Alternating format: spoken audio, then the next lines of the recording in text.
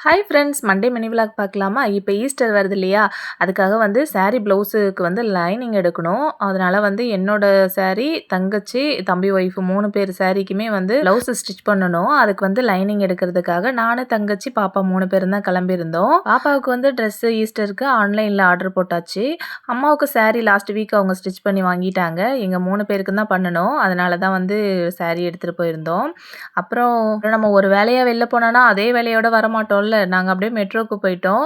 போயிட்டு ஃபஸ்ட்டு எடுத்ததுமே வந்து ப்ளவுஸ் எடுக்கல. நாங்கள் மெட்ரோக்கு தான் போனோம். போயிட்டு கொஞ்சம் காஸ்மெட்டிக்ஸ்லாம் வாங்குறது இருந்தது. அதுக்கப்புறம் கொஞ்சம் வீட்டுக்கு தேவையான பொருள்லாம் வாங்குறது இருந்துச்சு. அப்புறம் பாப்பாவுக்கு புக்ஸ் அதெல்லாம் பார்த்து அங்கேயே ஒரு 1 ஹவர் ஆயிடுச்சு.